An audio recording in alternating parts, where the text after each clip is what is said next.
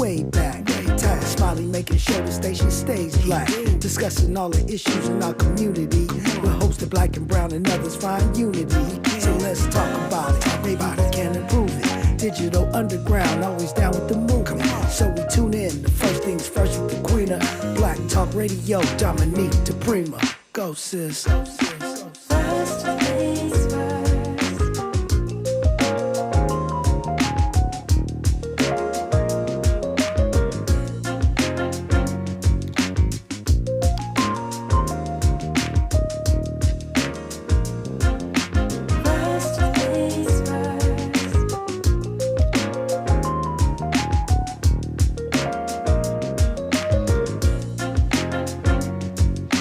KBLA Talk 1580.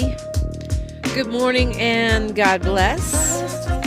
I'm Dominique DiPrima. This show is First Things First. And my first thing today and every day, giving thanks, giving praises, asking for blessings from God, asking for the blessings of the ancestors and the elders, and let's go, let's go, let's go. So the way we do it is the first hour we usually talk about local stuff. We are broadcasting live from Leimert Park, Africatown, USA. So we look to the left coast, Cali, and surrounding parts, the Pacific side of town. Hour 2, we go national, international, and beyond on this Talking Point Tuesday. In hour 3, we do a deep dive with a persons of interest, hot topic. Dr. James Lance Taylor will be joining us today, and we'll take a look at what's going on internationally. Sometimes we don't focus enough on that. And of course, no chance I'll resist asking one of the top political scientists on the left coast what he thinks about the ongoing Trump trial. So we got all that happening. And then also hour 2, we'll be hearing from James Farr. He'll do a quick check-in every day this week at 7:35, so we can understand what's happening in court with Melina Abdullah versus the LAPD. Of course, you know Melina Abdullah, director of Black Lives Matter Grassroots and lead organizer with BLMLA. She also is the host of This Is Not a Drill, Saturday mornings at 8. She's on leave, though, because she's running for vice president. Boy, this woman's got a lot going on. Well, right now, this week and next, she's suing the LAPD for 3 swatting incidents. So we'll have daily updates here in the morning from the courtroom.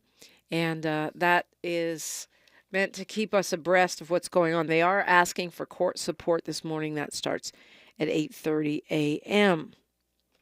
Leading off the conversation, though, this morning, long time, well, not that long time because she's pretty young, activist. She's been very effective with a number of different organizations. And currently she's Policy and Advocacy Manager for La Defensa and coordinator of the Reimagine LA Coalition. Megan Castillo, good morning. Good morning. Good morning. Thanks for having me. Yeah, thanks for coming in. And I'm glad that you have a chance to kind of get us up to date, because I feel like this is, with so many other things going on, the national election and the trials, and of course the slaughter of Gaza and so many international issues, it's real easy and national ones to lose track of what we set in motion really before 2020, but really saw some big victories following 2020 and planting those seeds of changing the way we spend our money, or really the way the county spends our money here in Los Angeles, which is a big shift. Just for those who kind of, don't remember or maybe weren't tracking it, talk to me about that shift philosophically, right? And how voters, activists, and voters really called on the county to change the formula of how we do business. Yes. This is really, really important. And again, thank you so much for having me on this morning. I think one of the things that, as you've laid out so clearly, is it is really easy to lose track of just sight of all of the incredible organizing and progress that we've made here locally. And I implore all listeners to really get involved in work that's happening and moving locally. Here in Los Angeles County, there's been deep organizing around alternatives to incarceration and really pushing the Board of Supervisors to believe in our collective vision of putting care first in jails last. This really came into fruition following, again, deep organizing back in February of 2019 when the Board of Supervisors passed a motion which created the Alternatives to Incarceration Work Group. And this really brought together like community advocates, service providers, community members, and even county staffers and department heads to develop what folks like to call the roadmap for alternatives to incarceration and really a framework to implement that plan. And with this plan came the idea of scaling up resources for alternatives to incarceration and diversion work and really allow for care and services to be provided first to folks and residents here in Los Angeles County, leaving jail and incarceration to be the absolute last result. And in that work group, there were very clear guidelines and very clear recommendations that came forth with equity and racial justice being at the core, as well as uplifting those that are directly impacted. And so as a result of that advocacy, we, of course, came to an impasse. The county was like, we don't have money to fund what was then 114 recommendations for alternatives to incarceration that came out of that work group. And so we went back to the drawing board. Community members went back to the drawing board. And if you remember, in 2019, there was a big uprising around defunding the police and, again, investing in alternatives to incarceration. So local organizers here, following Freedom Summer of 2020 and the championing of Black Lives Matter, developed a ballot measure. And that ballot measure was Measure J, which was passed by 2.1 million voters here in Los Angeles County.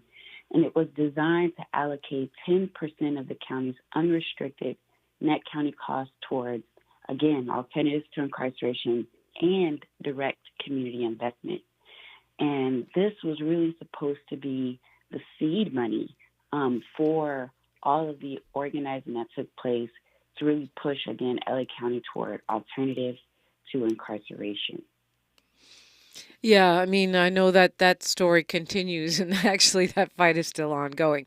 But I think it's interesting that LA was kind of ahead of the national curve in terms of people becoming very concerned about what can we do and how can we change the way that we're making communities safe, the way that we're treating people when they come out of incarceration, or even how we consider the accountability for certain kinds of offenses.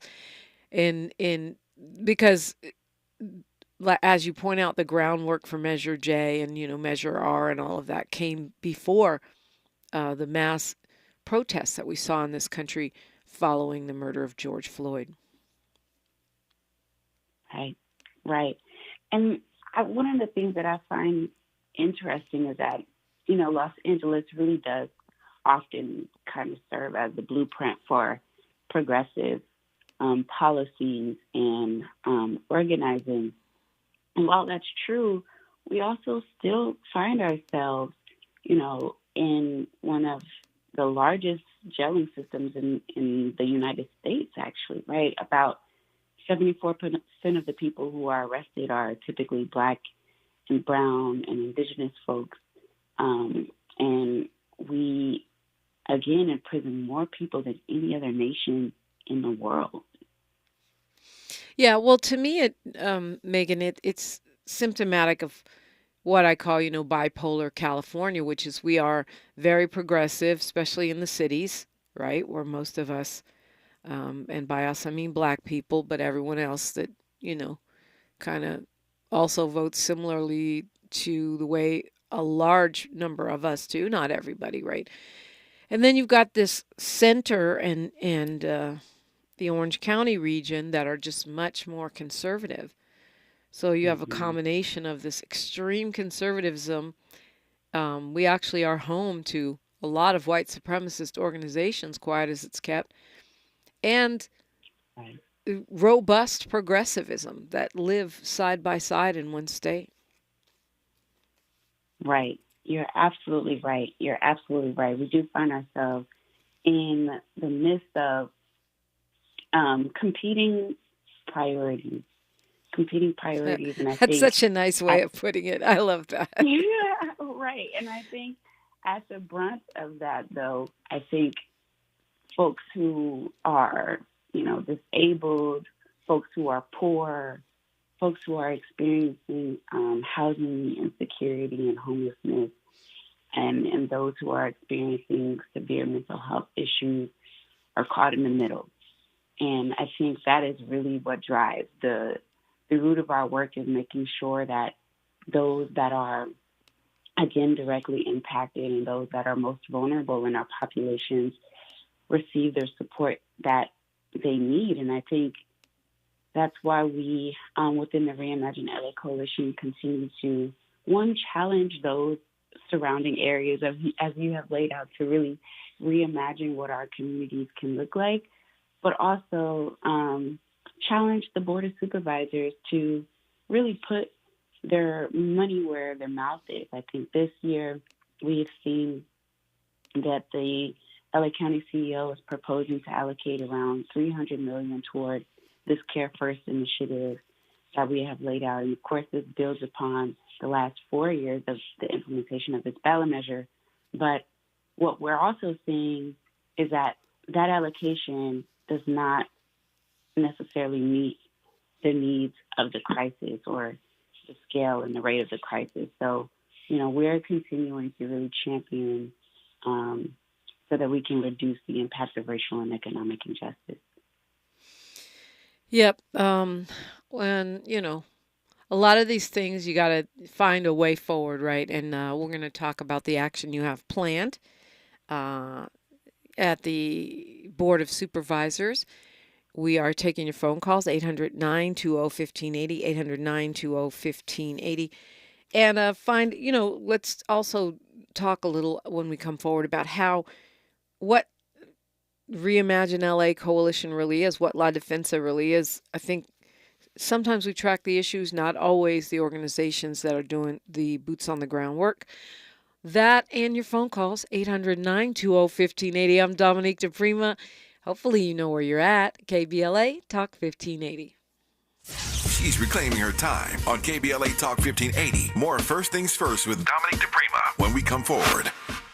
I can't believe tax season is here already. Look at all this info I have to enter. Phil's small accounting firm is growing in numbers. Why didn't I take that typing class in high school? A data entry specialist could really help him in a crunch. I got blisters on my fingers. Indeed can help him hire great people fast. I need Indeed. Indeed you do. You can schedule and conduct virtual interviews all from your employer dashboard. Visit Indeed.com/credit and get $75 towards your first sponsored job. Terms and conditions apply. We're with Bridget, whose husband won't be home for months, and whose daughter is due any day. We're with Mike, who's leaving home to protect his family and yours. We're with all service members and their families who need community, connection, and maybe a bit of magic. Are you with them? Learn more at USO.org today. We've got a lot to talk about. Race, culture wars, political turf battles, criminal justice and injustice, the courts. These are the conversations you won't hear elsewhere. My guests are leading journalists, celebrities and sports figures, elected leaders and influencers. They aren't afraid to get into it and say the quiet part out loud. With Areva Martin in real time, your commute just became the most engaging part of your day. Tune in weekdays from 4 p.m. to 6 p.m. or find us on YouTube. Areva Martin in real time, when you want it straight, no chaser. Unapologetically progressive. KBLA Talk 1580. We've got your black. KBLA Talk 1580 is the fastest growing talk radio station in Southern California. Home to 50,000 watts and an audience reach of 12 million listeners. KBLA Talk 1580 is a pioneer for black audio content. including our groundbreaking $2 million climate justice campaign and the most loyal, influential audience. According to an independent research study by the polling firm Aviterus, for the second consecutive year, KBLA Talk 1580 is the most trustworthy, reliable, and credible news source for Black audiences and beyond in Southern California. Let KBLA Talk 1580 power your advertising dollars. Our omni-channel custom marketing solutions are specifically tailored to connect with your ideal target audience. We leverage audio, podcasts, streaming, digital, social media, and local activations to get your message out to the Black community. Get in touch with our advertising team today at advertising@KBLA1580.com. That's advertising at KBLA1580.com. KBLA 1580. We've got your Black. Your ancestors' favorite radio station, and your favorite morning show host. Let's get back to Dominique DiPrima right now. Right now, talking with Megan Castillo. She is Policy and Advocacy Manager for La Defensa and Coordinator for Reimagine LA Coalition. Let's start with La Defensa. What is that, your organization that you work with? Yeah, La Defensa is a small nonprofit organization that was founded by two Latinx folks who were directly impacted by incarceration, and that's Yvette L.A.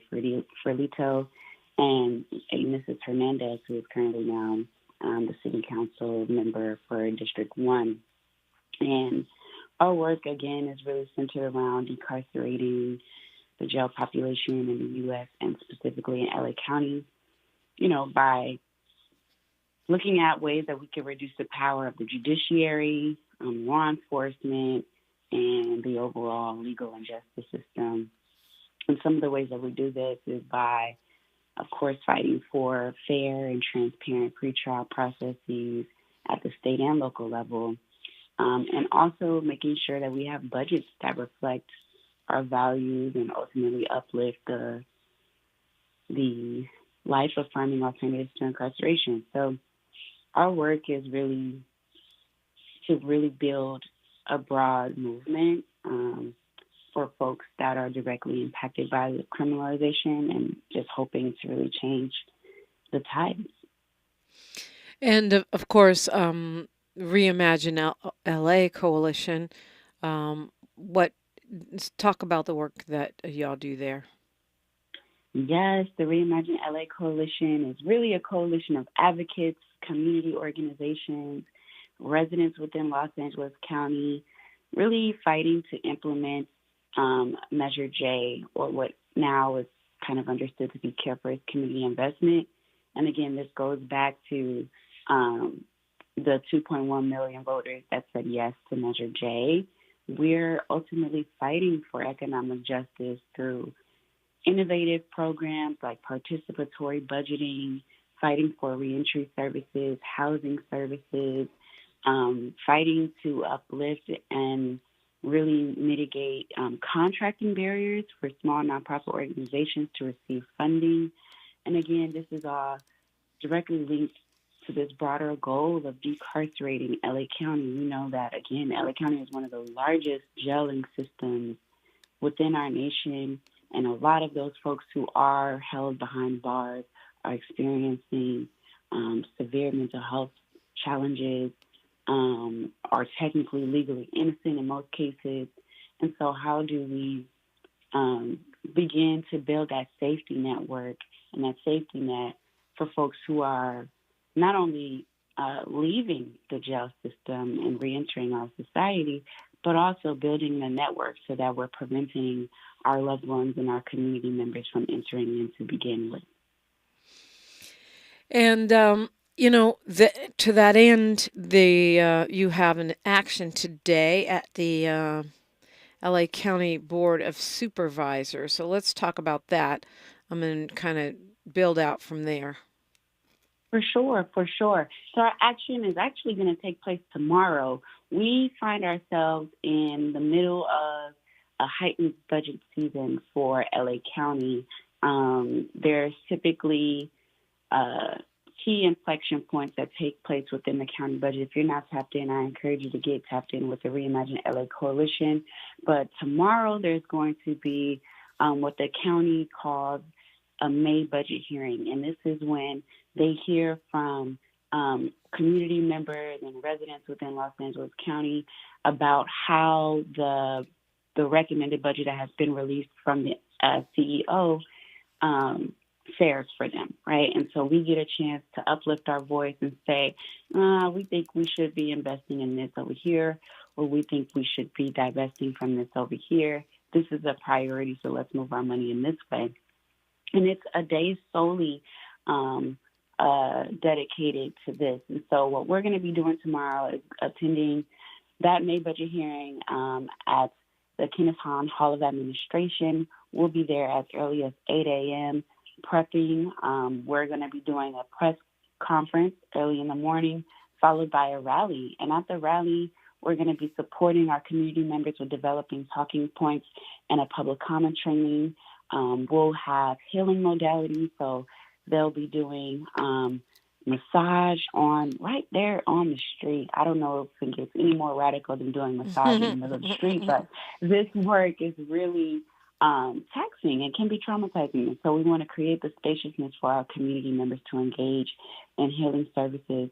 There will, of course, be a light lunch provided and food and water and haircuts. We're going to be offering free haircuts to our young people and haircuts to adults and music. And we're just really hoping to have a good time. Of course, there'll be arts and crafts, but really at the bulk of this is just the desire to create the spaciousness for community members to come together and really advocate for the change that we know that we need in our community and advocate for the change that our communities desire, especially when we think about the fact that the sheriff is receiving or has requested to receive $4 billion this year. I think this is the highest amount they've ever requested in history.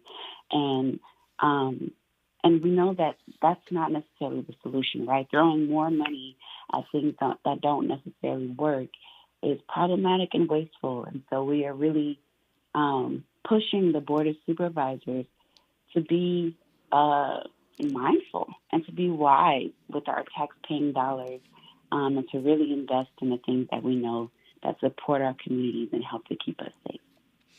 Let's go to Fred calling us from the Crenshaw District. Good morning, Fred. Good morning, Sister Dominique. How's my sister doing? Good. And Megan Castillo, who's on the phone, on the air. All with me right. right now. I was going to say, we've had two more incidents of violence on the MTA train.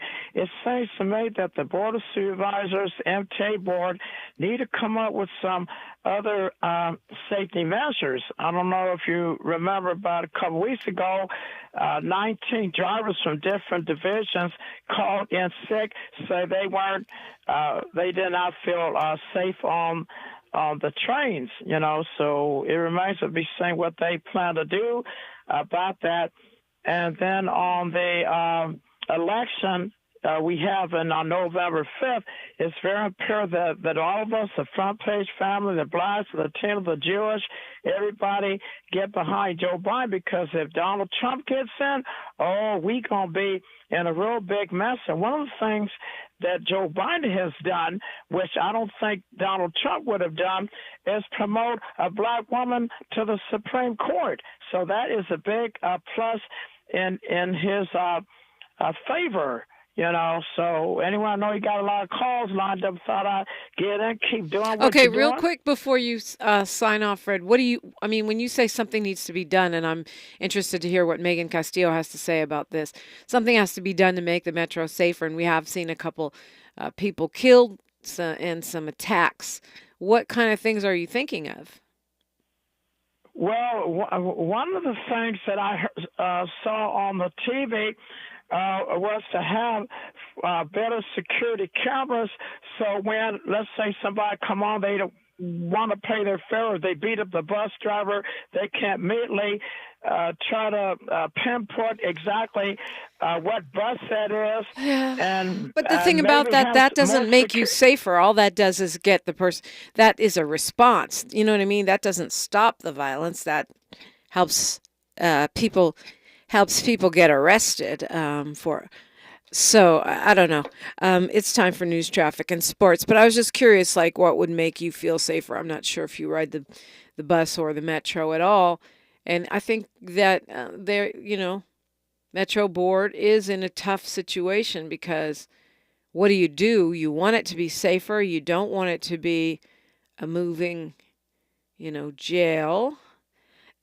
Well, you're welcome in the conversation, 800-920-1580, continuing this dialogue with Megan Castillo and you exclusively on KBLA Talk 1580. More of First Things First with Dominique DiPrima when we come forward. We welcome you on into a Tuesday. It's May 14th. I'm Mike Moore. Here's the latest from the Black Information Network. The Federal Bureau of Investigation and the Department of Homeland Security are issuing a warning about Pride Month. Officials say foreign terrorists and their supporters may seek to target large LGBTQ gatherings next month. The warning, which came in the form of a public service announcement, says foreign terrorist organizations could commit or inspire violence at Pride celebrations or venues. In Massachusetts, Boston Police Commissioner Michael Cox says the city will be extending its contract for ShotSpotter, the gunshot detection system.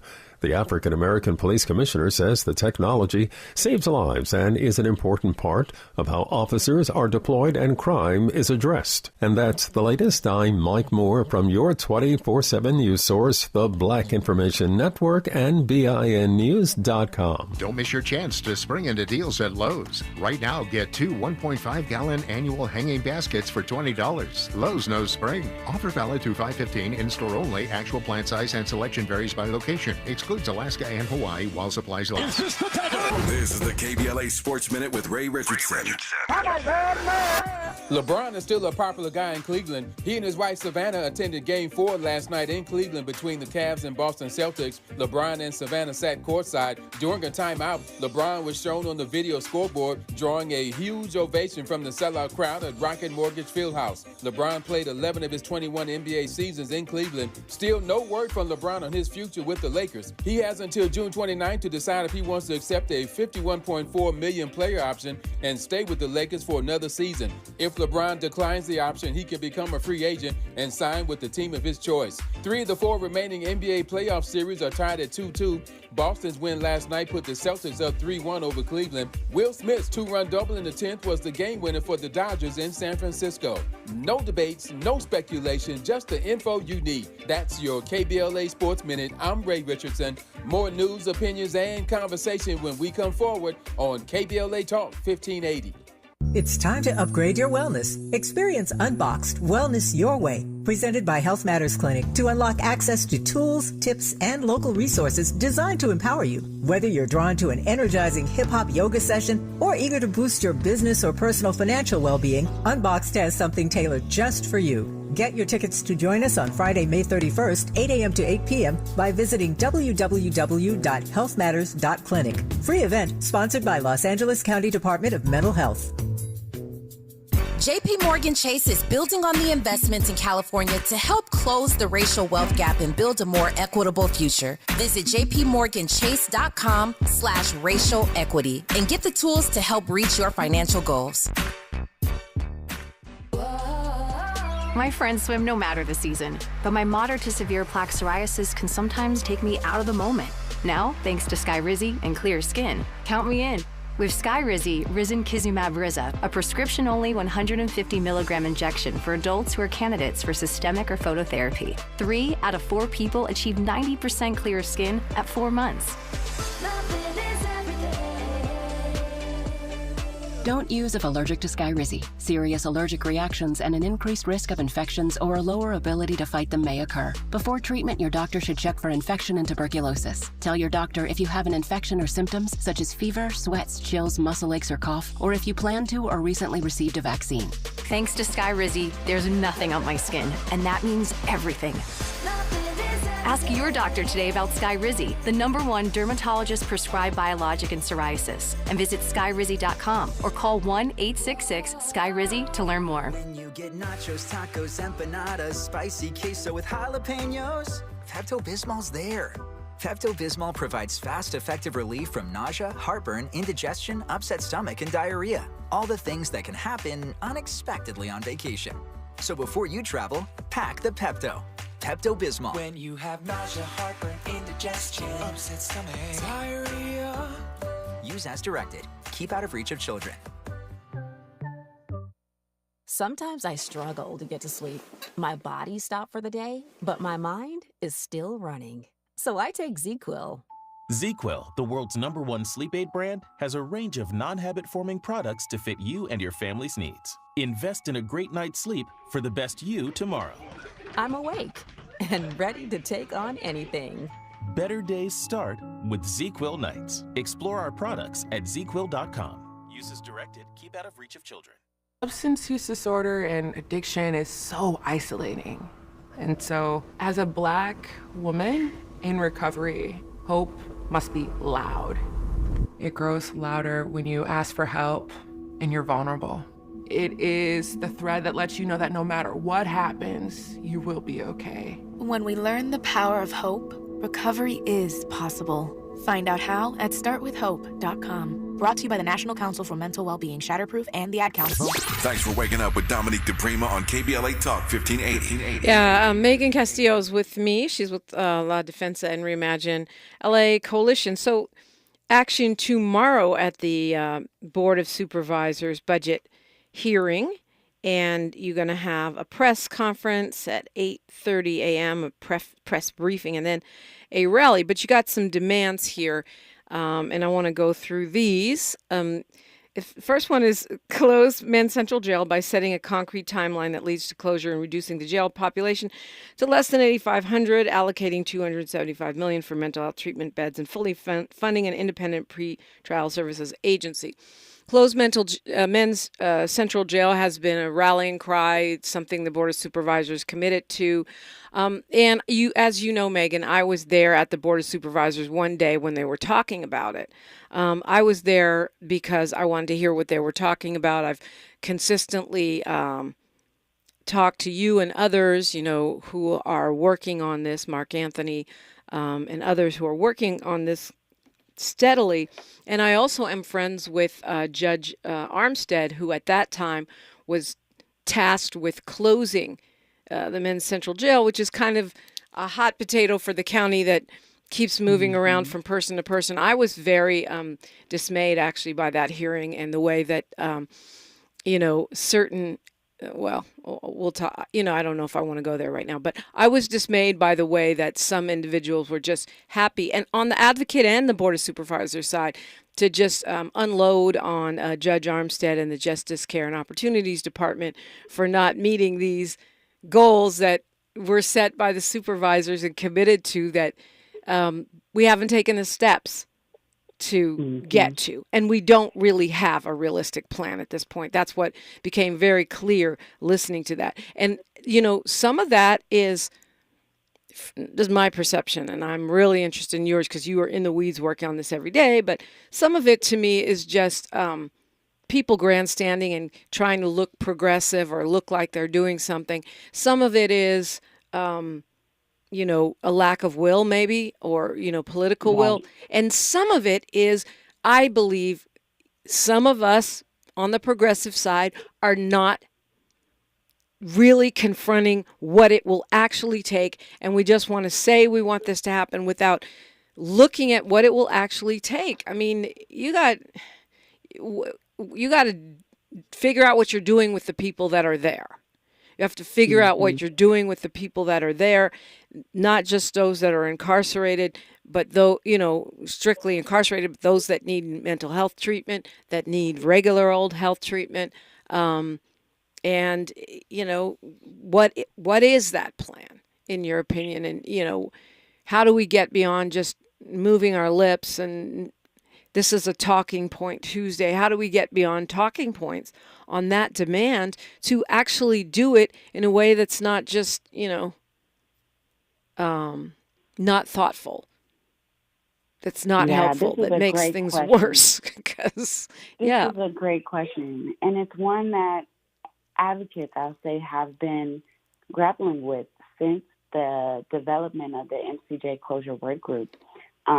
Over 4 years ago now, the Board of Supervisors stated that they would be interested and vowed to close down Men's Central Jail because it is so decrepit and because it is lethal, right, and fatal oftentimes for our people. There have been multiple folks that have died inside. I mean, the jail. even the We should sheriff's never- department agrees it's that Exactly. it's terrible. Exactly. So I don't think anyone thinks it's good. But so what do? I mean, I know that of course the sheriffs want to use this to push a new jail.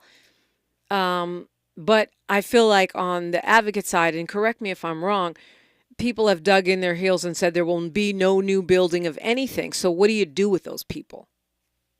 Right. I think one of the things that we have been championing for is really investing significantly in mental health beds and services within the community and within community-based services. And a lot of this is really outlined in the MCJ closure report, which is now a few years old.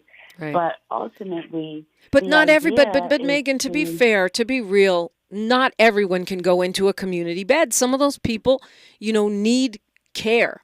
Constant care that has to be provided either by a hospital, and in many cases the sheriffs are not going to let them out if there's not some kind of not that they have to be on lockdown, but they have to be in a highly secure hospital or facility that can provide that care. And these community-based organizations, most of them, they're just not there. So you gotta. I feel like we're not being realistic.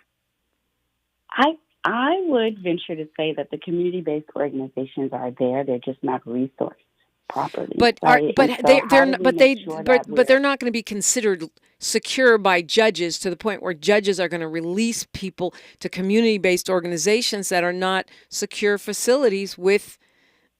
I mean, I just don't see judges doing that. Absolutely, absolutely, and I think there is a place for folks who are on the higher needs spectrum for support for the mental health services. I'm not saying that. I don't think it should be where though. Where are we going to put them though? That's the question. Where?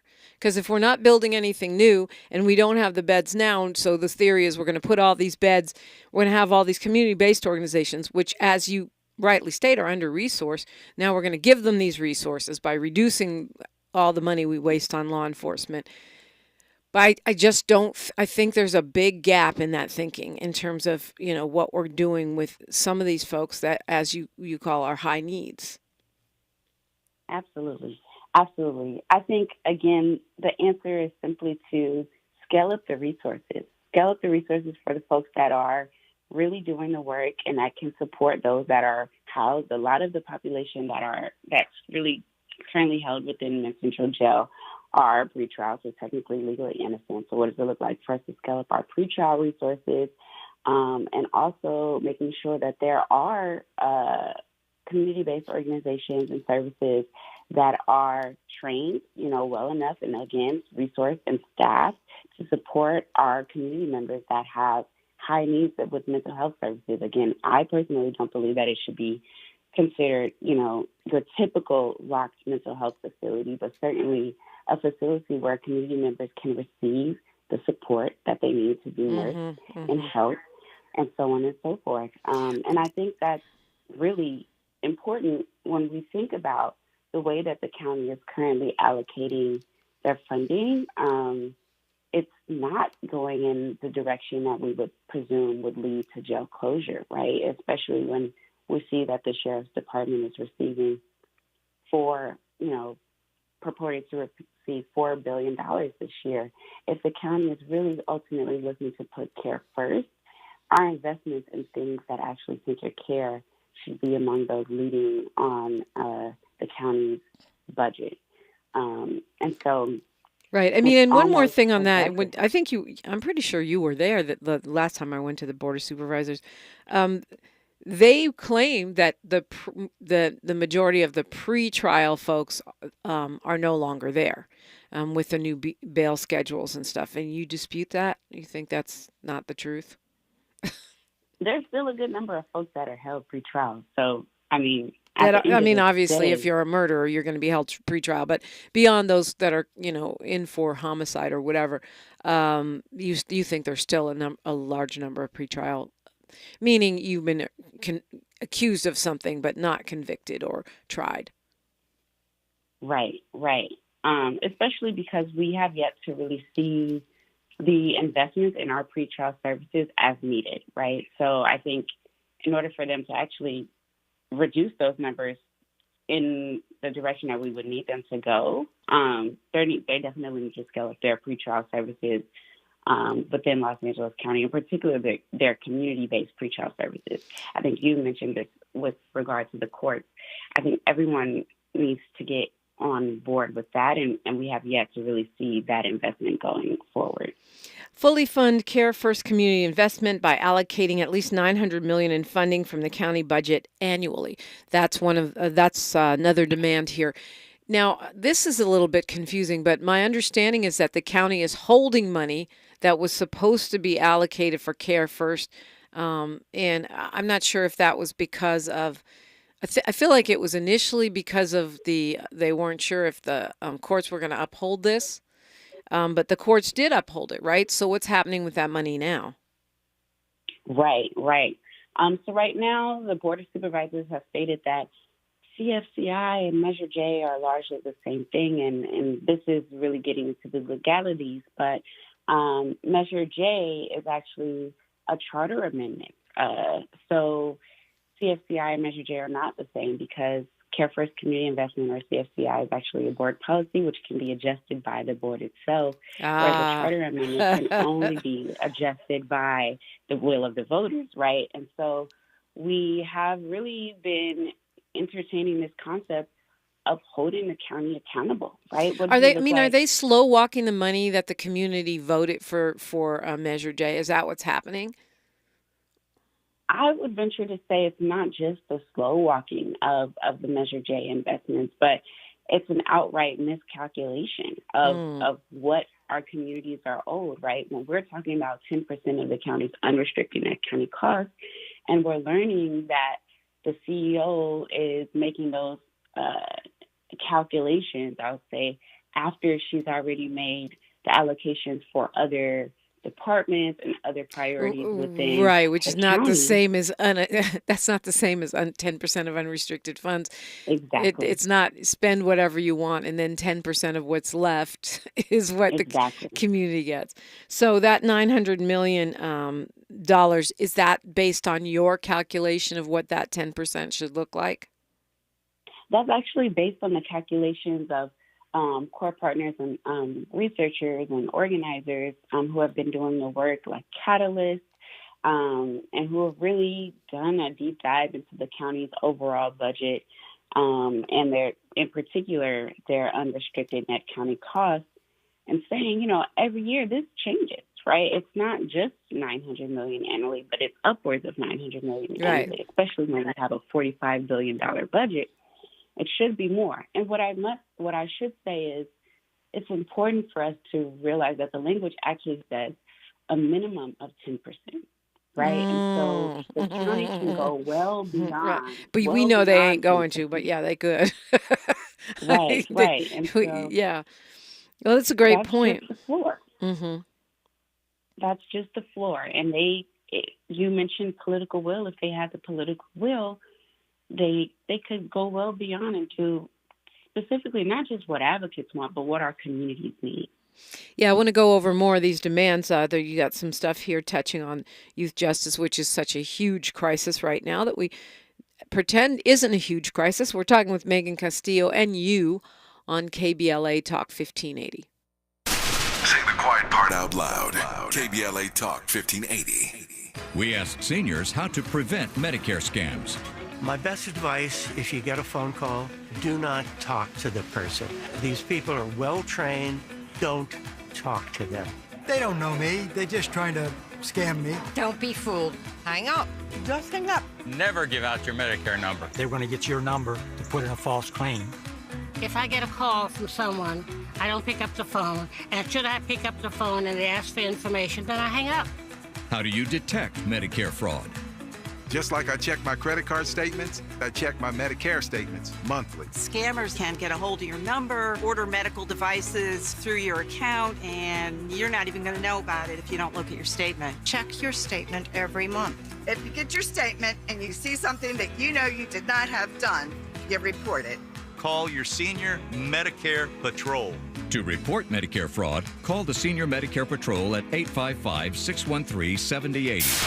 KBLA Talk 1580. We've got a lot to talk about. KBLA Talk 1580 believes in community empowerment through the arts. Tia Chucha Central Cultural is on a mission to transform community in the Northeast San Fernando Valley and beyond through ancestral knowledge, the arts, literacy, and creative engagement. The Northeast San Fernando Valley has a population of about 500,000, the size of the city of Oakland, yet it has no bookstores, art galleries, or full-fledged cultural spaces until Tia Chuchas opened its doors in 2001. Founded by renowned poet and activist Luis Rodriguez, Tia Chuchas Cultural Center provides a year-round free or low-cost arts and literacy bilingual intergenerational programming in mural painting, music, dance, writing, visual arts, healing art sessions, and healing talking circles. Activities also include Mexica, Aztec dance, indigenous cosmology, philosophy, and 2 weekly open mic nights, one in Spanish, the other in English. In addition, they host author readings, film screenings, and art exhibits. To express yourself, heal yourself, attend an event, or volunteer, please visit www.tiachucha.org. That's TIACHUCHA.org. This is a community call to action from KBLA Talk 1580. The news on vapes talks a lot about the technology and teen use, but parents need to know more about the dangers of nicotine. So know this. 1. Nicotine is a poison that can rewire teens' brains. 2. It can increase mood swings. 3. It can limit attention and learning. So even when it comes in new tech, nicotine is brain poison. Go to undo.org for more. We're not for everybody, but we're for everybody. You're listening to KBLA Talk 1580. And talking with Megan Castillo, she's got a lot on her plate, aside from the official titles, just doing activism just to be doing activism, because that's what she do.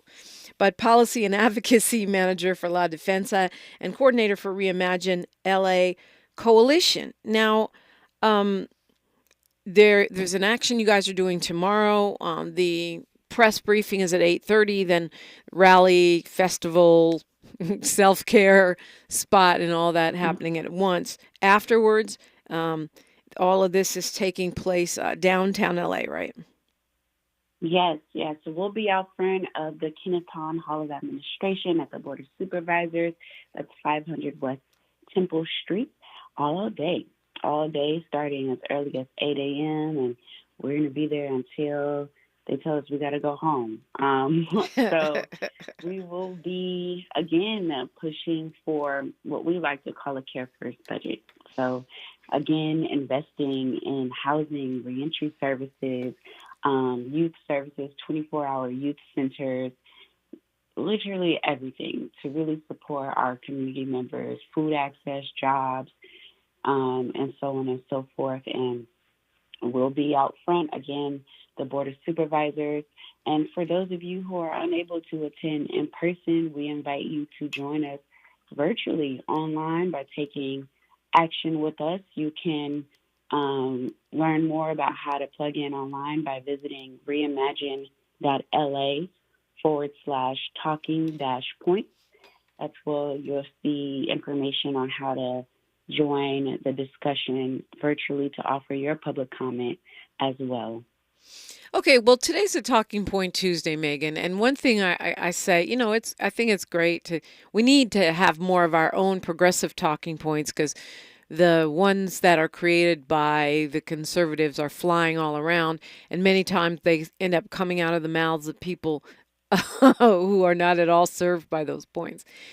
I hope that if people do go there and look at those talking points, they'll put their own spin on it and really think about what they're saying, though, because sometimes I hear people saying stuff that doesn't even make sense, or and two things I want to say. Number one, when you talk about $900 million a year funding from the county budget for the Care First community investment, you're talking about shifting at least $75 million out of probation to fund youth justice reimagined, and all of the things you just outlined that we'd like to spend money on. This isn't really pie in the sky because this is money that the voters approved, that the county's just going to figure out how they're going to move on and consistently move it, not just talk about it. The courts have upheld that, and that means it's time, for this to happen. That said, when we talk about stuff like closing the jail, again, it's not, now I guess it's been moved back into the CEO's office, but it's not just the Board of Supervisors or one department. It has to be mental health, right? It's got to be the county health. It's got to be the sheriffs, like all of the judicial, and to close a jail of that magnitude, all of these people have to be accountable, responsive, and doing an extraordinarily heavy lift all at once. And, that either means, the community and or the Board of Supervisors are going to have their foot in people's butts, because you're talking about coordinating a massive apparatus when you talk about all of these different departments within a county that is bigger than many states. No, you're absolutely right. And I think that actually clearly outlays the beautiful work that was done to create the Men's Central Jail Closure Report, because it did just that. It brought departments together. It brought directly impacted community members together. It brought the sheriff and law enforcement together. It brought the County Board of Supervisors. It even brought philanthropy together, right? And really everyone that was involved in that work group process developed this report that was supposed to outline how jail closure could work. And what ultimately ended up happening was that this report sat on the shelf, and there was no clear, coordinated effort to really implement the well thought out ideals, and also, again, the investment. There was no investment. Yeah, I think it's coordinating the well thought out ideas. I also think it's making those well thought out ideas, implementable, right? Because we as activists have a vision, and then, a study group happens and a report comes out. But you got to, mental health, how can this actually fit within the systems and rules that you have, or what rules need to be changed? Same with the, health department, same with the sheriff's department, same with the judicial, because voters can say what we want. If the judges don't implement it, it ain't going to happen. Right. So because judges have to release people, the Board of Supervisors just can't wave a magic wand and let people out of jail. That has to go through the courts. So all these systems have to work together. So when we rally, or when you're asking people to come and rally, and I guess we'll find out some at the briefing, but what moves the needle on that, in your opinion? And what moves the needle on budging this massive behemoth of a county and all of these various departments that have to coordinate to make this happen? Yeah, I would say there needs to be one, and some folks might not like this, but I do think there needs to be a top-down approach. You do say that and a bottom-up approach. I think these ideas really come from folks on the ground, but there also needs to be that political directive from the Board of Supervisors, right? They are simply picking and choosing who they want to hold accountable or who they want to, quote unquote, lead on this. But really, there is not that directive that's coming from the Board of Supervisors. And there is also no accountability for folks who are not adhering to that, right? And so, like, I think you mentioned it earlier about, kind of like a hot potato, but there really needs to be that directive coming from the Board of Supervisors to really encourage folks to get on board with this, what they say is their plan for jail closure.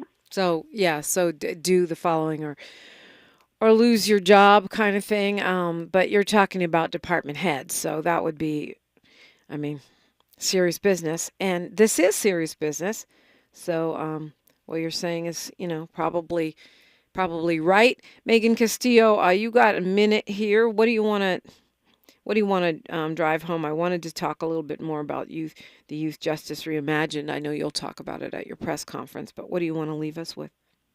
Well, sure. I'll just say quickly that the youth are certainly leading the way. They have been championing for services and 24-hour youth services, and they're doing an incredible job. If you're not already tapped in with them as well. Do follow the work of the Youth Justice Coalition and the Layup Coalition. But I encourage you all to plug in tomorrow. Again, we'll be out at the Board of Supervisors, 500 West Temple Street, as early as 8 a.m. Join us in person, and or if you're unable to, for whatever reason, join us online at reimagine.la/talking-point. And we will be there. And if you are unable to plug in tomorrow for whatever reason, we encourage you to still uplift your voice by taking our survey. That's reimagine.la/survey, and that's also translated in Spanish. So again, get involved and plug in and follow us on all social media handles at reimagine_LA. Oh, I don't think I've taken that survey. I'll definitely go do that. Megan Castillo, as always, appreciate your insights and all the great work you're doing. Thank you. Thank you again for having me. All right. It's the perfect time to call me after news, traffic, and sports on KBLA Talk 1580. KBLA 1580 Santa Monica. I'm Mike Moore. Here's the latest from the Black Information Network. Many Americans don't expect inflation to come down anytime soon. A survey by the New York Federal Reserve shows a rise in consumer expectations for both short and long-term price increases. Higher prices for homes, fuel, and energy were cited as key factors for the uptick in April's inflation outlook. In North Carolina, the UNC Board of Trustees Monday voted to approve a resolution that would take $2.3 million away from the system's Diversity, Equity, and Inclusion program and reallocate those funds to public safety. Although the unanimous vote came after weeks of on-campus protests and violent confrontations with police, it also followed a vote by a Board of Governors committee last month to discontinue funding of DEI programs. And that's the latest. I'm Mike Moore from your 24/7 news source, the Black Information Network, and BINnews.com. Got a big rig fire in West Covina, 10 westbound Pacific Avenue. Fire trucks taking up the 2 right-hand lanes of traffic. Stop and go from Grand Avenue. Try use the 60. In Carson, got a crash on the 91 westbound and Main Street is blocking one of the middle lanes. That's a slow drive on Wilmington. And got a cigarette in Calabasas on the 101 north of past Parkway, Calabasas. They're cleaned up an earlier big rig crash right on the right lane is closed down. Don't see serious delays. Just stick to the left-hand side as you pass by and keep an eye out for workers after doing the cleanup there. Wendy's new Cinnabon Pull-Apart is here to satisfy morning cravings with its warm, sweet cinnamon sugar rolled dough, ooey-gooey texture, and signature cream cheese frosting. Get the best part in every bite this morning with Wendy's new Cinnabon Pull-Apart. Only at participating U.S. Wendy's. This is the KBLA Sports Minute with Ray Richardson. LeBron is still a popular guy in Cleveland. He and his wife Savannah attended Game 4 last night in Cleveland between the Cavs and Boston Celtics. LeBron and Savannah sat courtside. During a timeout, LeBron was shown on the video scoreboard drawing a huge ovation from the sellout crowd at Rocket Mortgage Fieldhouse. LeBron played 11 of his 21 NBA seasons in Cleveland. Still no word from LeBron on his future with the Lakers. He has until June 29th to decide if he wants to accept a $51.4 million player option and stay with the Lakers for another season. If LeBron declines the option, he can become a free agent and sign with the team of his choice. 3 of the 4 remaining NBA playoff series are tied at 2-2. Boston's win last night put the Celtics up 3-1 over Cleveland. Will Smith's 2-run double in the 10th was the game winner for the Dodgers in San Francisco. No debates, no speculation, just the info you need. That's your KBLA Sports Minute. I'm Ray Richardson. More news, opinions, and conversation when we come forward on KBLA Talk 1580. KBLA Talk 1580 is the fastest growing talk radio station in Southern California. Home to 50,000 watts and an audience reach of 12 million listeners. KBLA Talk 1580 is a pioneer for Black audio content, including our groundbreaking $2 million climate justice campaign and the most loyal, influential audience. According to an independent research study by the polling firm Vitterus, for the second consecutive year, KBLA Talk 1580 is the most trustworthy, reliable, and credible news source for Black audiences and beyond in Southern California. Let KBLA Talk 1580 power your advertising dollars. Our omni-channel custom marketing solutions are specifically tailored to connect with your ideal target audience. We leverage audio, podcasts, streaming, digital, social media, and local activations to get your message out to the Black community. Get in touch with our advertising team today at advertising at KBLA1580.com. That's advertising at Hey.